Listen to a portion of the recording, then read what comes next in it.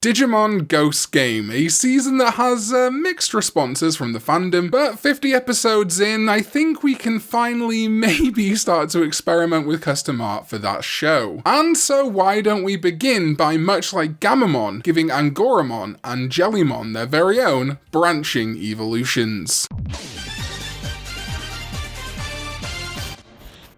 What is up, digital companions? My name is Karn EX and welcome back to another video. And yet today we are giving branching champion evolutions to Angoramon and Jellymon. The idea here is that Ghost Game is out to episode 50 at this point. We're moving into mega stages, so I feel like we're fairly safe giving Angoramon and Jellymon their own branching champions, very similar to Gamamon. To me, Gamamon has some themes. First off, each of his evos is named after a constellation, meaning that to me the branching evolutions of Angoramon and Jellymon should also have a common naming theme. And each evolution gives Gamamon some advantage.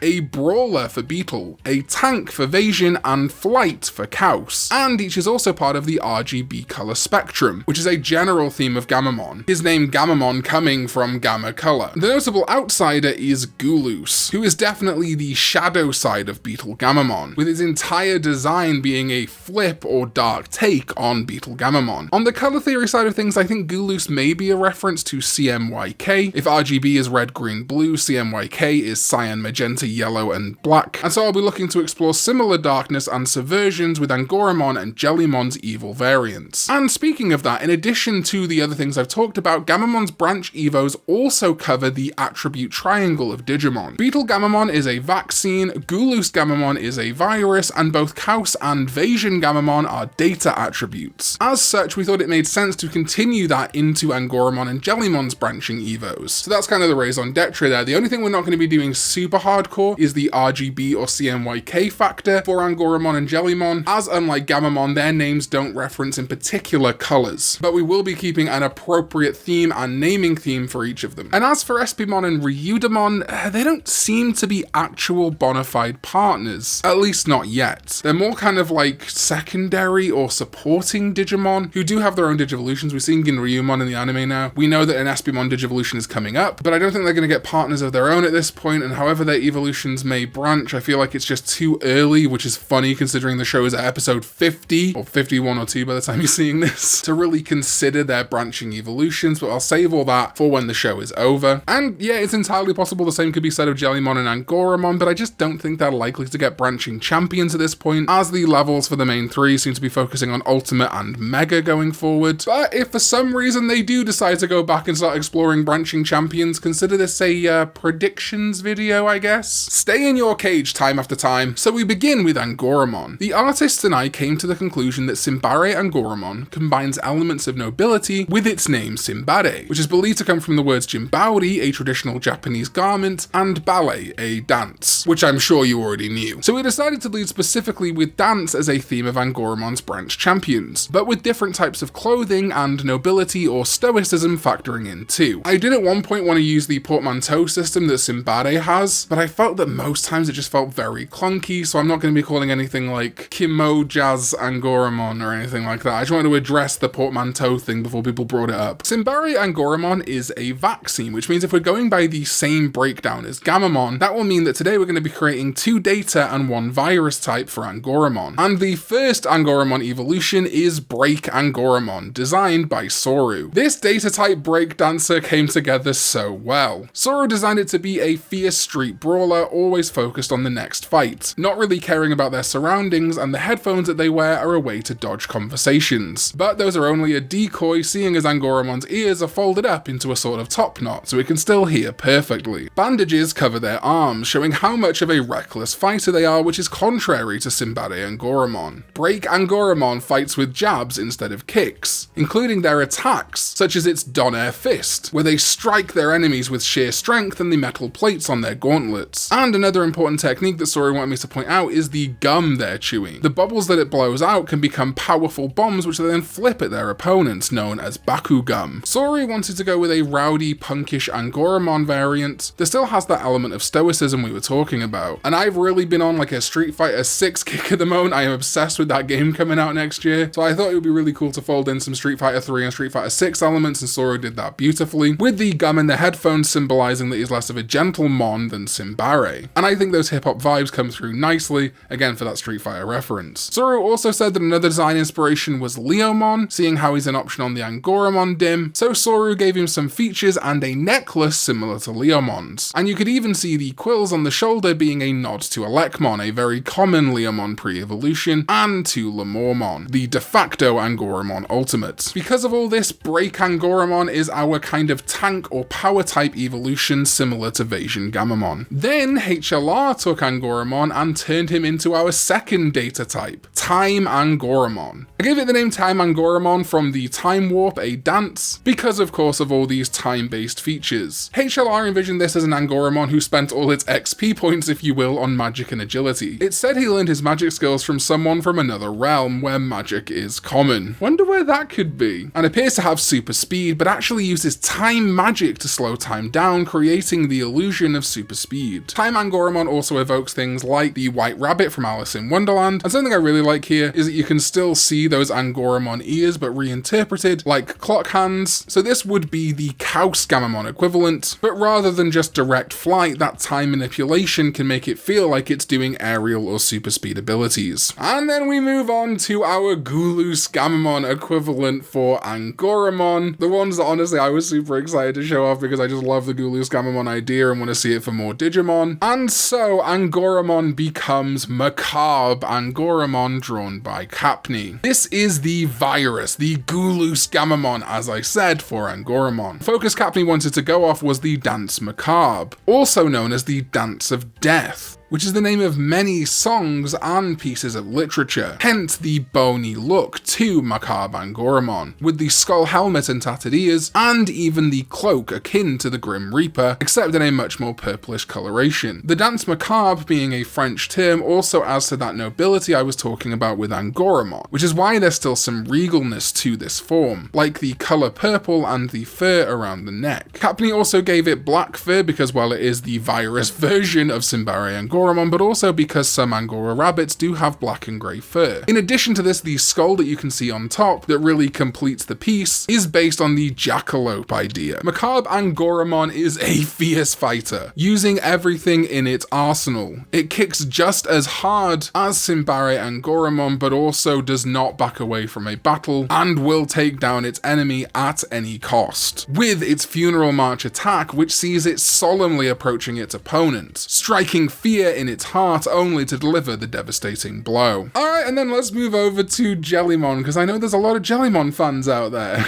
I see you, you weirdos. Jellymon's in-show champion is Tesla Jellymon, so the artists and I agreed it made sense for the new champions created for her to also be named after famous inventors or innovators of history. Which brings us to Jellymon's equivalent of Kaus Gamamon, the form that allows Jellymon to take to the skies, and that is Right Jellymon, designed by some guy 944. Its name of course comes from the Wright brothers, the innovators or perhaps inventors of manned flight. But instead of going with the biplane look, some guy 944 went with the UFO look. And this is a vaccine, as Tesla Jellymon is a data. Right Jellymon is a troublemaker, causing problems for humans. It is said that almost every UFO picture taken in the human world is actually just Right Jellymon pranking humans because she loves pranking them so much. Some guy 944 also gave her very own flight mode, where she can pack herself to enable longer flight across continents. This is in reference to Jellymon herself having her very own float mode, which makes her look more like a traditional jellyfish. Right Jellymon, much like Jellymon herself, is a huge prankster, and whether it's in the digital world or the human world, uses her tractor beam to cause mischief, but when she needs to get into a battle, she transforms from flight mode into her regular mode to deliver a smackdown with her alien thunder. But what about the other data branch evolution for Jellymon? Well, for this, I commissioned Dry, who, yes, we are aware, Dry keeps getting water-based Digimon in these videos, oh the irony, turned Jellymon into Noble Jellymon. This we envisioned as the Vasion Gamamon equivalent, Jellymon's tanky explosive evolution. Named after Alfred Nobel, the inventor of dynamite, who also bequeathed his fortune to establish the Nobel Prize. And fun fact, a jellyfish actually won the Nobel Prize once in 2008. The dynamite theme then ties into her lava orange body, which looks just like a stick of dynamite, as well as the naval mines on her appendages. Dry said that this is an evolution of Jellymon that embodies its protective nature. Noble Jellymon's tendrils concentrate a lot of explosive energy, blowing away everything that gets too close with its mine punisher. Despite its hot-headed personality, it detests needless destruction. And then finally is Jellymon's Gulus Gamamon equivalent. And All Trade took Jellymon and turned it into Jellymon, the virus type. All Trade said they like to think of this as a self-proclaimed rival for Gulus, wanting to defeat him despite blatantly being ignored and downplayed by Gulus Gamamon, the resident Dark Conqueror, thinking that Jellymon has a major superiority complex, even more so than base Jellymon, hence that rivalry between herself and Gulus. This terrifying creature of the deep, despite her own vanity, would truly be something to fear. Her name, of course, comes from J. Robert Oppenheimer, a professor of physics known as the father of the atomic bomb, as he was a major player in the Manhattan Project during World War II, which developed the first nuclear weapons, famously quoted as saying, "Now I am become death, the destroyer of worlds." And Jellymon is equally as frightful as Oppenheimer's creation, a devastating force of the digital world, which perhaps has only been saved by her own vanity, the fact that she won't allow herself to lose control. But it is said that one day Jellymon could be part of a devastating apocalypse for the human and digital worlds, because who knows what would happen if she did unleash her powerful signature attack,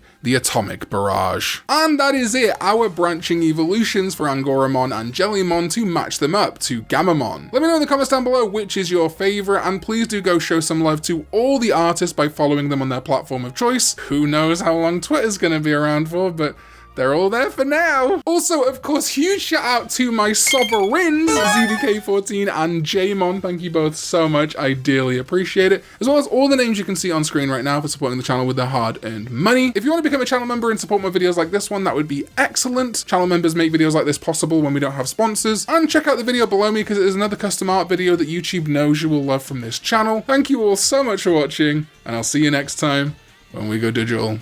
Bye-bye.